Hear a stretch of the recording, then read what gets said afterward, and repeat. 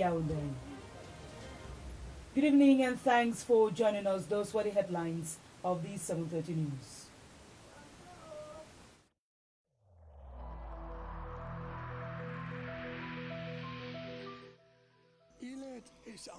Each of us must comply with the measures that have been taken.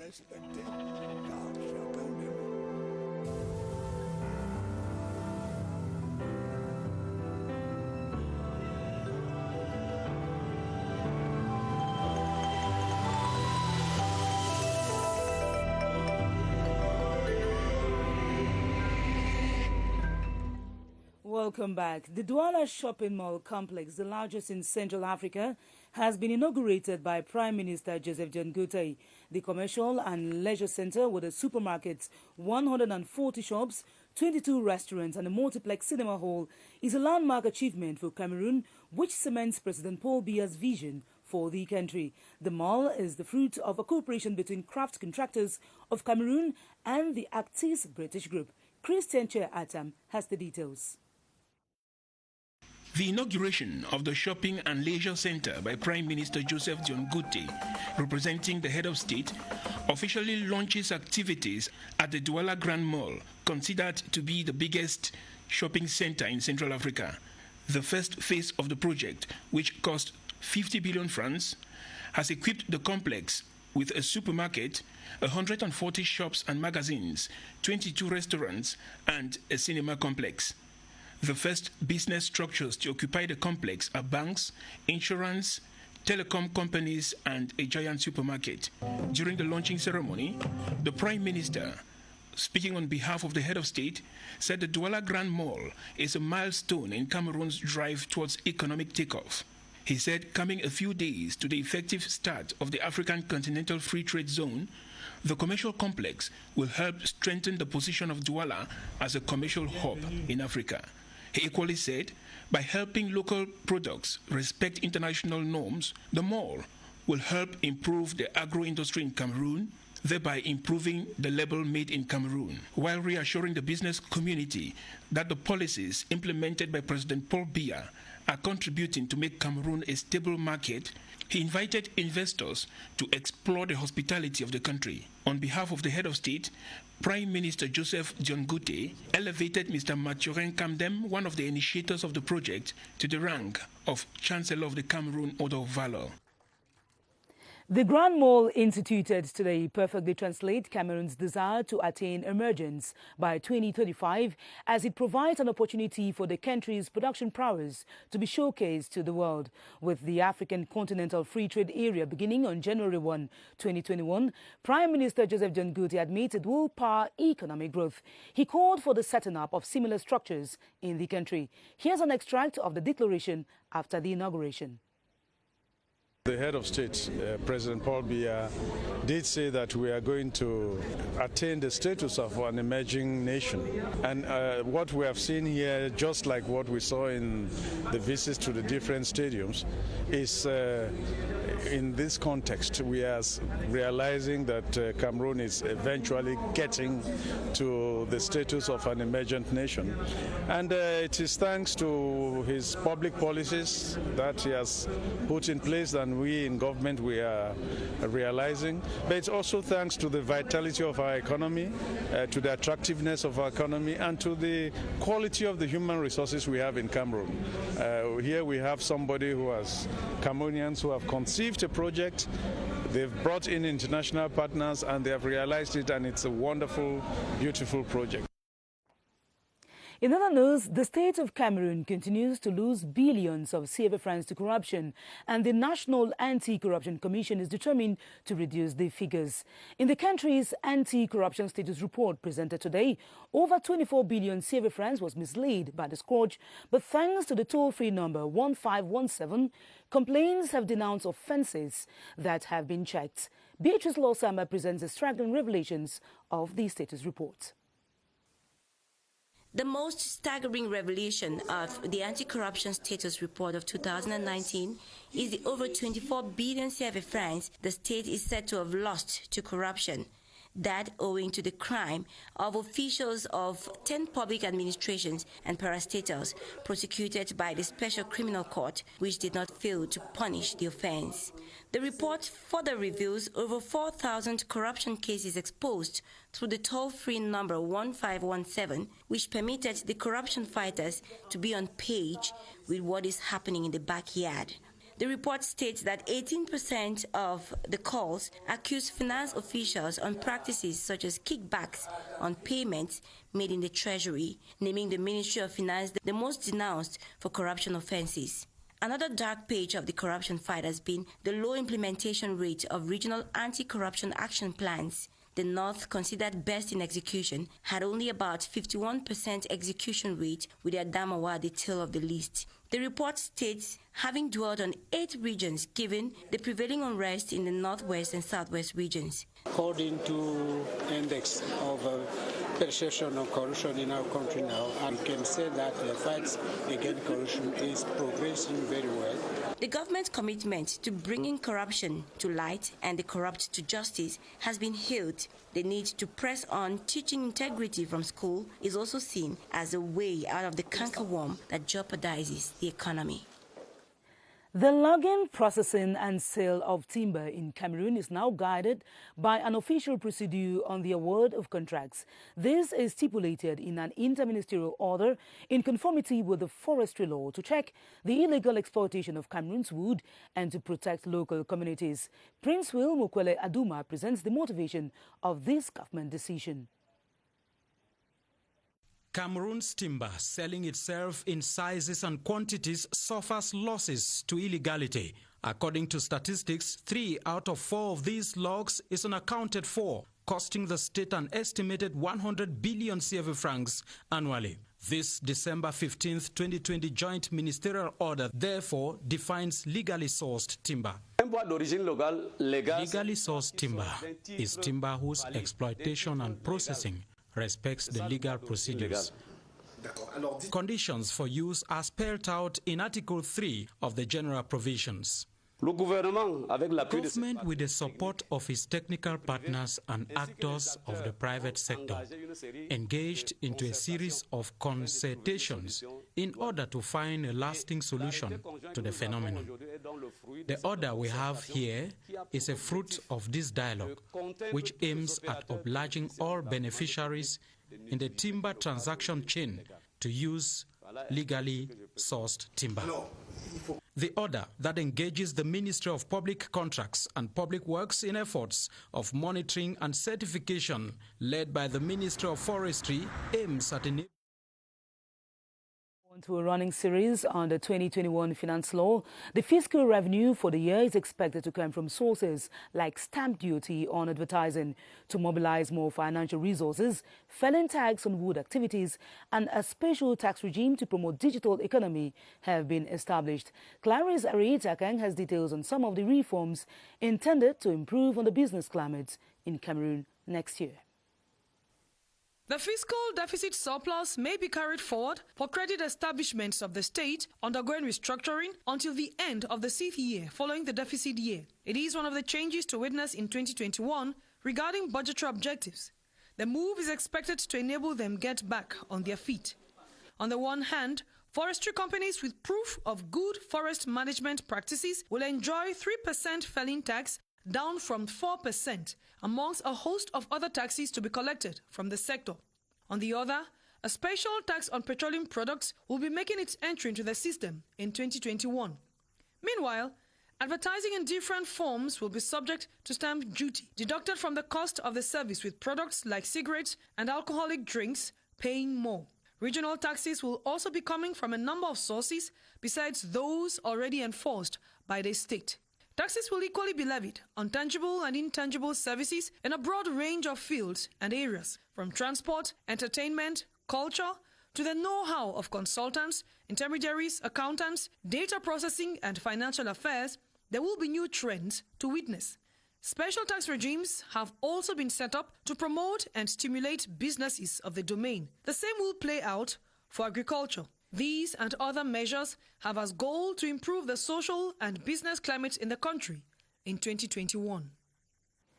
In other news, the Ngomjab Agropastoral Show enters day 2 today to exhibit the rich agricultural prowess of the people of Nyong and So division of the Center region.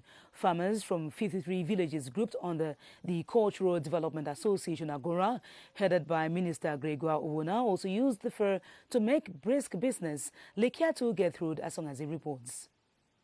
The first ever Agropastoral Forum holding in Ngomejab is intended for farmers in the area to show their farm produce and share knowledge on how to improve farm yields. For 4 days, youths will be trained on the new techniques involved in the cultivation of cocoa, yams, fish farming and animal husbandry. We have cocoa that we transform here. We have chocolate and we have butter, and also we have the grain of chocolate that are there. In the other side, we have the plantain. It should be noted that the Olama Kribi Road passes through Ngomejab in the Nyong and So division, which is one of the huge economic baskets of the Center region. Reason why the Socio-Economic Forum has been organized to give more visibility to farmers and their products. To officially open the forum, where the ministers for trade, small and medium-sized enterprises, livestock, employment, and other partners.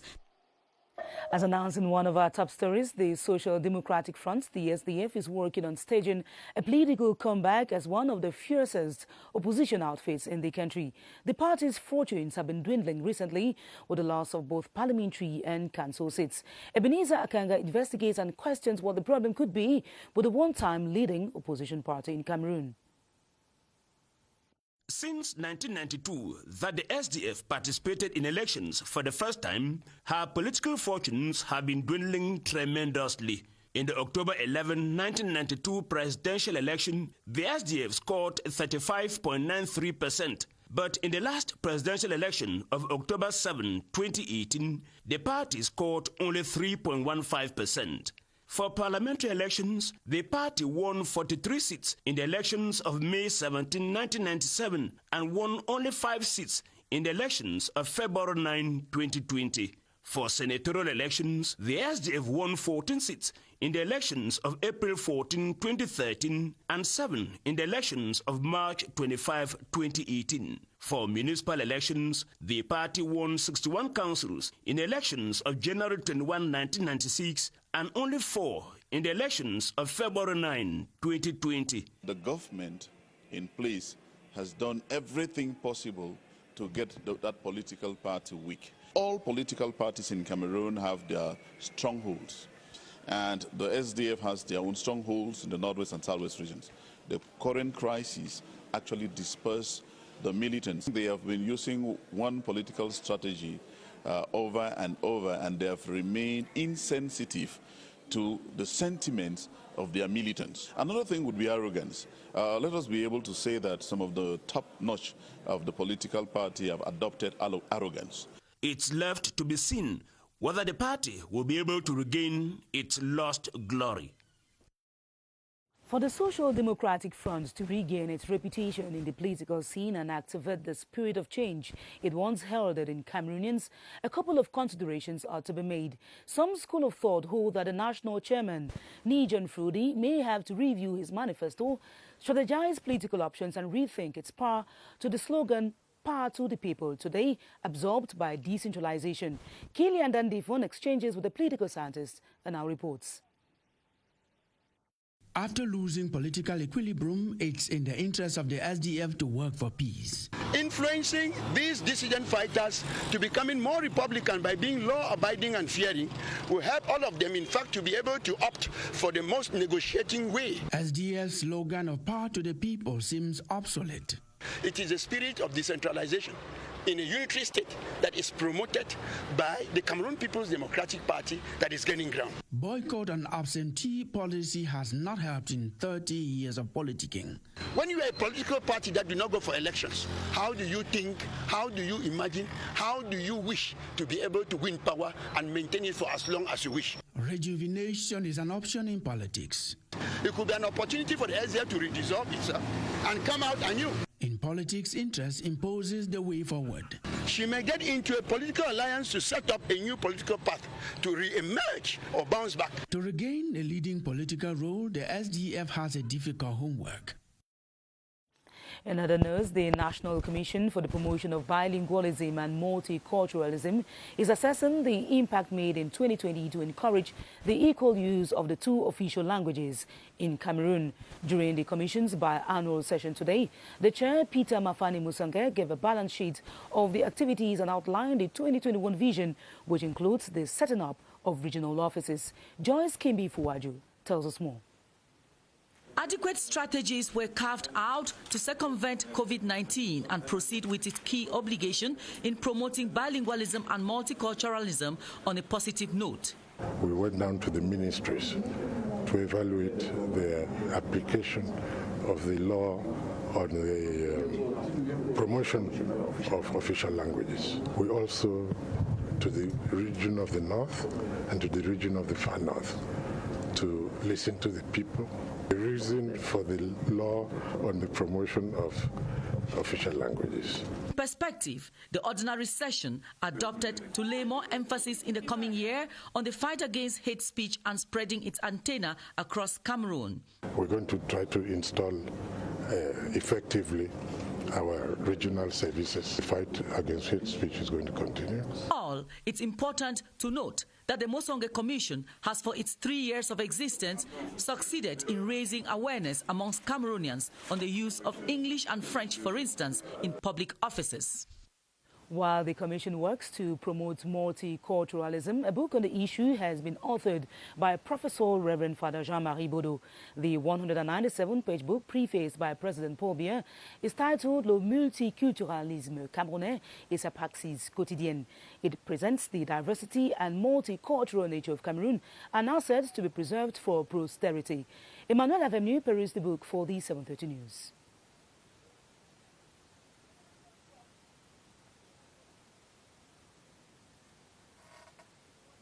You to others than your differences. This is the main message running through the 195-page book, Le Culturalisme Camerounais et sa praxis quotidienne of Professor Reverend Father Jean-Marie Bodo. When you analyze these cultures, you see that what they have in common is more than the differences. After a review of what prominent authors have written on multiculturalism around the globe, the professor of sociology and president of the Multiculturalism Work Group in the Commission for Bilingualism and Multiculturalism concludes that Cameroon's diversity is unique and is more of a blessing than a curse. Show that what we have in common is an enrichment. Prefaced by the President of the Republic, Paul Biya, and postfaced by the President of the Bilingual and Multiculturalism Commission, Peter Mafani Musonge, the book proposes that the way forward for an integral multiculturalism hinges on the educational system, beliefs, and now on to this human interest story. There is an illusionary trade union which is trending on social media, purportedly calling on all men to offer not more than 2,000 francs to women after a date. Many Cameroonians are at a loss on the veracity of such a grouping and who its members are. How true is the assertion and what are the arguments raised in different platforms? Constantine Baum attempts an answer. I was told in the streets of Yaoundé that in our Cameroonian setting, men always provide transport fare to the ladies after a date. The end of year celebrations are loaded with such dates and they might create problems for men. That is why the social media trade union defending men is stepping up to address the issue, insisting that no woman gets more than 2,000 francs for transport after a date. The syndicate is good. Some ladies do exaggerate. There are ladies that if you take them out, they can finish a crate of beginners. At least they have a point. Some say 2,000 francs for transport is too small. It's better to raise the amount around 5,000. He might be having fines to pay for going against the union. However, many know that there is no such trade union, but what is trending on social media reflects the society. Ladies equally are already taking it as serious, and are equally threatening us to create their own syndicate. The views of a sociologist on the debate. It is a way for men to cry about the way females are treating them, particularly during this feast period of the end of the year. The debate which women are now much involved might not end too soon, as women have started their own social media union downplaying the 2,000 francs, and the debate now is going across borders with the creative minds of the debaters using whatever platform to push forth ideas. Interesting indeed. Let's wait and see how it ends.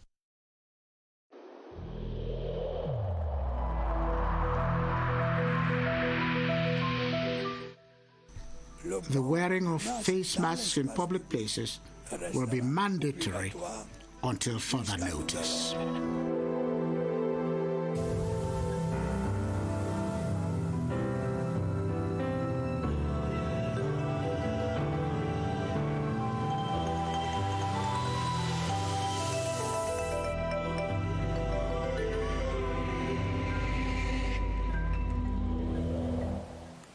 The regular washing of hands with soap and running water is one of the most effective ways to keep the coronavirus at bay. This is followed by the use of hand sanitizers or hydroalcoholic gels. Tonight we present how reliable both COVID-19 barrier measures are and if they can be substituted. Baldwin Sama and his guest, Dr. Joseph Fokam, at the Public Health Emergency Operations Center, tell us how possible this is. Hello, Baldwin. Good evening to you, Esther Kmer. It becomes quite confusing at times for some Cameroonians whether to believe on the regular washing of hands or the use of hand sanitizer as one of these barrier measures against the spread of the coronavirus. We get to discuss that tonight with our guest, Dr. Joseph Fokam, a virologist. Good evening to you, Doctor. Good evening, Baldwin. More often than not, some people believe in handshaking before they sanitize their hands. Others believe in sanitizing their hands before shaking hands with persons. The regular washing of hands and the use of hand sanitizer, how important are both of them, and when or how regular should they be practiced? Effectively, Baldwin, during this period of COVID-19, we have observed many cases of Cameroonians who no more practice handshaking as one of the major barrier measures for COVID-19. However, there is what we call fomite transmission of coronavirus, meaning that coronavirus might stay on the work surface, and if your hands get to that surface and goes back to your face, you may easily infect yourself. So people thought without handshaking, they may be free to touch their face, or maybe not to use hand sanitizer, or also our normal soap and water at home. So what we really want people to know is that you may also get in contact with the virus even just by touching any issue in the environment. And that's why on a regular basis, make sure if you are at home, you should use water and a generous amount of soap to wash your hands for about 20 to 30 seconds. That's highly enough. But now, if you are within the community where you don't have access to water and soap, then you can use an alcohol-based hand sanitizer. Thank you so much for always being available as a guest, Dr. Joseph Fokam. You got all those words from him. We should regularly respect all these outlined barrier measures so as to be able to limit the spread of the coronavirus. Back to you, Esther Kmer. Thanks, Baldwin Sama, for that clarification. Hand washing and the use of hydroalcoholic gels can be substituted depending on the situation. Still in health, a board session that grouped the board members of Crise, led by the president, Andre Mamafuda, has endorsed the sum of 3 billion CFA francs for 2021. The board also approved the creation of a permanent follow-up committee comprising 9 experts in gynecology and obstetrics from Africa and Europe to ensure training and research programs at the institution. Staff lady Enanga Kebi tells us more. Highly solicited around the sub-region and beyond by women and couples with procreation problems, there is need to increase the technical platform of the hospital with the new budget worth 3 billion CFA francs. We are going to do our best to respect this budget. We are going to extend the hospital and try to strengthen capacity in all the areas of the hospital. Cancerology, IVF procedures will be reinforced, and surgical procedure too. In this regard, the board approved the creation of a permanent committee for the follow-up of practical training and research in gynecology and obstetrics. The 9-man committee of experts from Africa and Europe will be under the coordination of Professor Jean-Marie Cassia. The board members also seized the opportunity to congratulate Dr. Noan Dua-Claude Cyril, a product of Crise, who scored brilliantly in the competitive exam for African gynecologists. Today, he is a full professor. The wish of Mrs. Chantal Bia for an active and informed youth is a reality with Crise. Now, on today's sad note, the mortal remains of Rene Jacques Wungli Magasaga, a politician and one-time Secretary General of the UPC between 1982 to 1990, have been coffined today at the morgue of the Yaoundé General Hospital. Constantine Baum, attending the coffin ceremony, and now reports.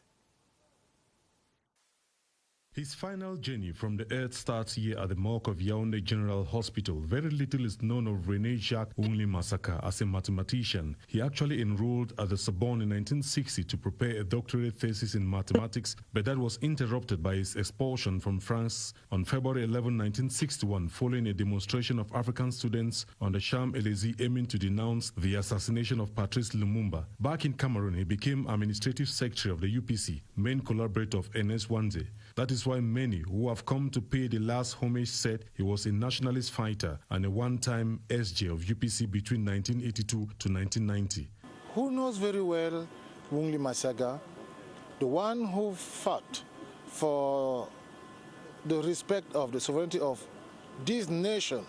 And the new generation of UPC is the Magasaga works. It was a man who works every time, every day. He was born on January 1936 in Yaoundé and died on October 17, 2020. He will be buried in Lolodov this Saturday. And on today's advertorial, pupils and teachers of École Maternelle Bonaberi have expressed their gratitude to the BGFI Foundation following the renovation of its school premises and scholarships awarded to support the less privileged. Mercy Ashu tells us more from Dwana. The year 2020 seems to have ended on a good note for pupils and the teaching staff of École Maternelle Bonaberi as they beamed with smiles and regaled with dance steps to express their gratitude to the BGFI Foundation, whose objective as a bank is to give back annually to the less privileged in the areas of health and education, for example. In regards to our social corporate responsibility, because every year BGFI Foundation has the obligation to meet out to the less privileged as our corporate social responsibility action.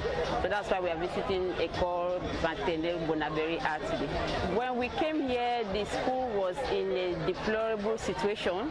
There were no roofs, the chairs, the doors, the benches, everything was in a bad state. So with the okay of my hierarchy, we had to redo all the roofs, the chairs, and make the environment very comfortable for the kids. Today we are very proud to say the kids have a comfortable environment to study. According to the managing director, Abakal Mahamat, this move, already in its 6th edition, should go a long way to encourage the teaching staff and create a user-friendly study environment.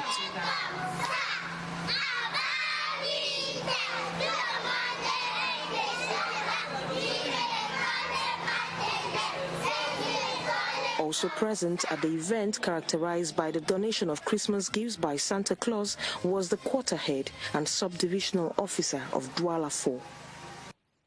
And as we announced in one of our top stories, the Cameroon radio television CRTV has launched its countdown to the African Nations Championship, the CHAN. The kickoff was done in a 90-minute program yesterday at the Multipurpose Sports Complex under the supervision of CRTV's Director General Sean Dongo. Baldwin Sama has details of the enticing content and the side attractions. Last-minute consultation between the two presenters, Benin Bumagana and Evelyn Owuna Isomba, exchanging ideas as to how to make their presentation smooth. They are assisted by their producer, Raymond Joya Lindo. Next to them were live updates on the bilingual newscast from the multipurpose sports complex under the watchful eyes of some CRTV staff of the central services already present at the multipurpose sports complex and anxiously waiting. The pressure and urge to succeed is felt as the TV newsroom director, Madeleine Sopi-Kotor, supervises last details.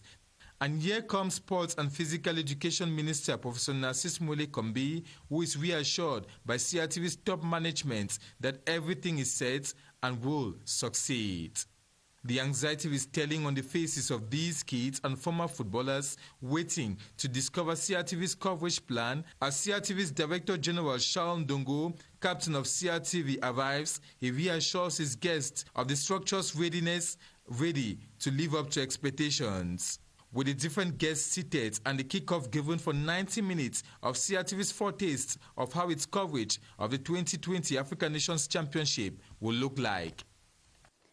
And that will be all for this edition of the 7:30 News, in which you mainly heard that the biggest commercial and leisure center in Central Africa has been inaugurated by Prime Minister Joseph John Goethe. It is the Grand Douala Mall, a landmark achievement for Cameroon, which will boost economic and foster financial change in the country. More news comes up at 8:30 p.m. with Adel Mbala. Tomorrow, you'll be in the company of Benin Bumagana. I'll be back subsequently. Good night. Stay tuned to our programs.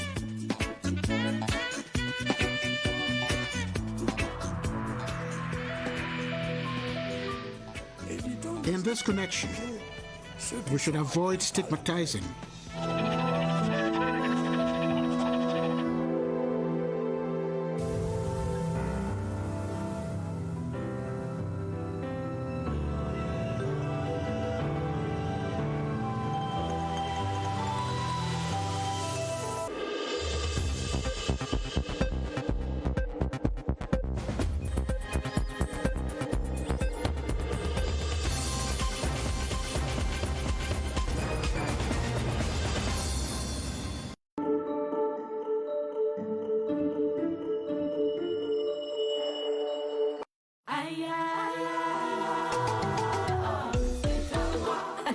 Depuis le nord du Cameroun, le soja qu'il a composé, travaillé, cultivé et conservé dans le respect des valeurs ancestrales.